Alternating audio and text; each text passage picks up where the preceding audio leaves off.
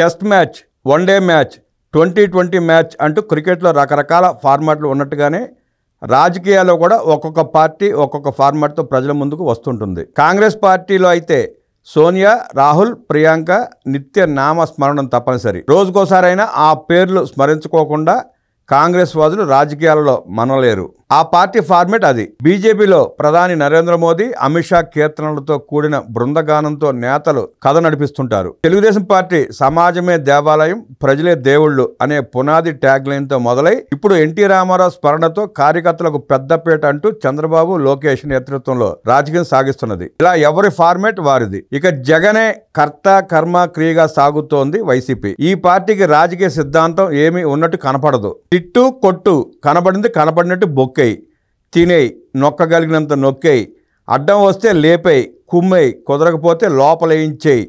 ఇలాంటి బురద మొత్తం చంద్రబాబు నెత్తి మీద కుమ్మరించేయి, లోకేష్ను అపహాస్యం చేసేయి అనేది ఆ వైసీపీ రాజకీయ ఫార్మేటా అన్న అనుమానం కలగడం సహజం.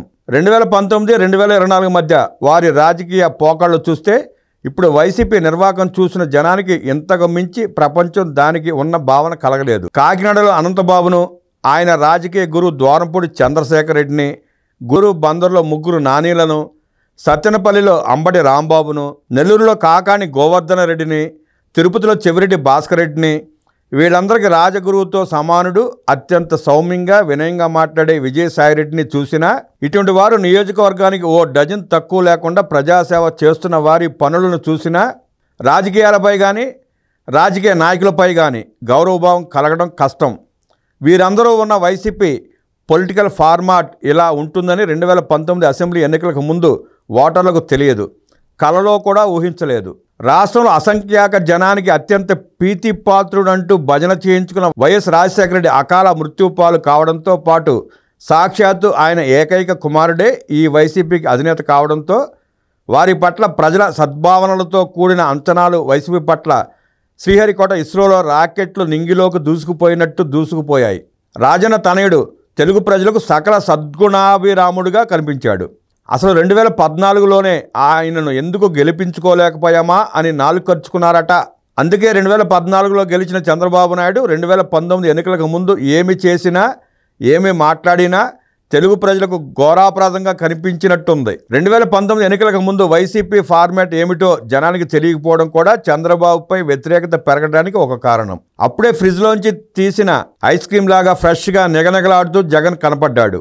పచ్చని పైర్ల మీద వాడడానికి తరుముకు వచ్చే మిడతల దండులాగా వస్తున్న వైసీపీని చంద్రబాబు తేలిగ్గా తీసుకోవడం కూడా ఒక కారణం.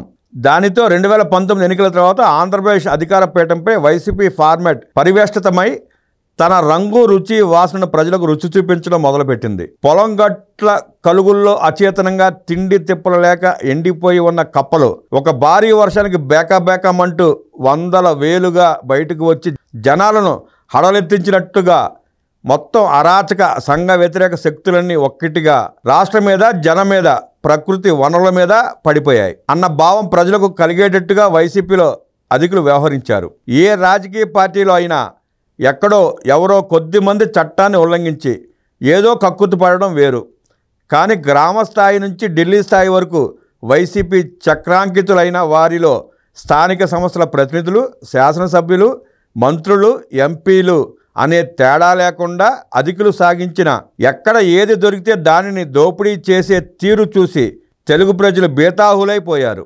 గత 70 ఏళ్లలో ఈ తరహా రాజకీయాలను తెలుగు సమాజం కని విని ఎరగదు. వైసీపీలో అధికులు గుంటూరులో రౌడీ షీటర్గా ముద్రపడిన బోరుగడ్డ అనిల్కు ఒక బెత్తెడు అటు ఇటుగా జనానికి తమ విశ్వరూపం చూపించారు. దీంతో జింకను వేటాడే పులి వేచి ఉన్నట్టు పోలింగ్ తేదీ వరకు జనం ఓపిక పట్టి ఈవీఎంల బటన్ నొక్కవలసిన సమయం వచ్చినప్పుడు బ్రహ్మకు సైతం ఉప్పు అందకుండా నొక్కేసి నిశ్శబ్దంగా ఇళ్లకు వెళ్ళిపోయారు. వైసీపీ నేతలు పైనుంచి కింద వరకు చంద్రబాబు ప్రభుత్వ ఘోరాలు చేసేస్తున్నదంటూ పెడబొబ్బులు, శాపనార్థాలు, తిట్లు చూసేవారికి వారి పట్ల చీత్కార భావం కలిగేటట్టుగా మాట్లాడడం చూస్తుంటే 2019లో 151 సీట్లు ఇచ్చిన ప్రజలు 2024 ఎన్నికల్లో 11 సీట్లే ఎందుకు ఇచ్చారో ఆత్మావలోకనం చేసుకున్నట్టు కనపడదు. ఇక ఆ మైండ్ సెట్తో మరోసారి వైసీపీ అధికారంలోకి రాలేదు. వైసీపీ హయాంలో స్థానిక సంస్థలకు ఎన్నికలు నిర్వహించినట్టుగా పులివెందుల ఒంటిమిట్టలో నిర్వహించుకోవడం కుదరలేదు అనే ఉక్రోషం వైసీపీ నేతల మాటల్లో చేతల్లో వ్యక్తమైంది. హుందాతనం పూర్తిగా లోపించింది. వారి ప్రచార సాధనాల్లో, వారి ఆస్థాన విశ్లేషకాచార్యుల వ్యాఖ్యల్లో వైసీపీ మైండ్ సెట్టే ప్రతిఫలించింది. దక్షిణ కొరియాపై తన సరిహద్దు లౌడ్ స్పీకర్ల ద్వారా ఉత్తర కొరియా సాగించే దుష్ప్రచారం స్థాయిలో కూటమి నేతలు పోలీసులపై వైసీపీ గొంతులు దుమ్మెత్తిపోశాయి. పోలీసుల మీద చేయడానికి వీలున్న అన్ని ఆరోపణలు చేశారు. ప్రజా జీవితంలో కొనసాగాలని వైసీపీ భావిస్తున్నట్టయితే అరాచకవాదులు, దౌర్జన్యకారులు, కబ్జాకోరులు, దోపిడీదారులు, హంతకులు, విధ్వంసకారులు, సంఘ వ్యతిరేక శక్తులు అంటూ సమాజంలో ఉన్న బలమైన ముద్రను సంపూర్ణంగా తొలగించుకోవడానికి ఏమి చేయాలో వైసీపీ అధినేత అది చేయాలి. ఆ పని చేయకుండా తమ సర్వ అవలక్షణాలన్నింటినీ కూటమికి అంటే చంద్రబాబు, లోకేష్కు ఆపాదిస్తూ దుమ్మెత్తిపోయడం, లేకి ప్రచార సాధనాలతో పోయించడం, పేటీఎం విశ్లేషకాచార్యులతో మాట్లాడించడం వంటి చర్యలు చెక్కగొరంపై కూర్చుని ఊగడం వంటివే. కూటమి ప్రభుత్వంపై జనంలో అసంతృప్తి ఎన్నికల నాటికి వ్యక్తమయ్యే పరిస్థితులు వస్తాయని వైసీపీ దింపుడు కళ్ళెం ఆశలు పెట్టుకున్నప్పటికీ ఇప్పుడు మైండ్ సెట్ ఇప్పుడే ఫార్మాట్తో ఆ పార్టీ వైపు ప్రజలు కన్నెత్తి చూడరు. బలమైన కేసులు ఒక్కొక్క అడుగే ముందుకు జరుగుతూ జగన్ పరివారాన్ని మెల్లగా చుట్టముడుతున్నాయి. వివేక దారుణ హత్య ఘటనలో నిందితులకు ఉరిశిక్ష విధించే అవకాశం ఉన్నదని సిబిఐ న్యాయవాది సాక్షాత్తు సుప్రీంకోర్టులోనే అన్నారంటే తాను, తన పరివారం ఏ స్థాయిలో నేరారోపణలో ఇరుక్కుపోయి ఉన్నారో జగన్ రెడ్డి గమనించాలి. లిక్కర్ కుంభకోణంలో అంతిమ లబ్ధిదారుడిగా అన్ని వేళ్లు జగన్ రెడ్డి వైపు చూస్తున్న వైనం ప్రజల్లోకి బలంగా వెళ్లిన విషయం కూడా వైసీపీలు గమనించుకోవాలి. ప్రభుత్వం పేరిట చంద్రబాబు నాయుడు, నారా లోకేష్ చేసే మంచి కార్యక్రమాలని తప్పుపడుతూ, విమర్శిస్తూ, ప్రజల చేత తిట్టించుకుంటూ, అయినా అవకతవకలు జరుగుతున్నాయంటూ విషప్రచారం చేస్తూ 2019లో లాగా అధికారంలోకి తీసుకువస్తాయని పగటి కళ్ళ కంటూ ఉంటే వాటి అర్థం ఏమిటని ప్రవచనకారులను అడిగితే వారు బాగా విడమర్చి చెబుతారు జగన్ రెడ్డికి.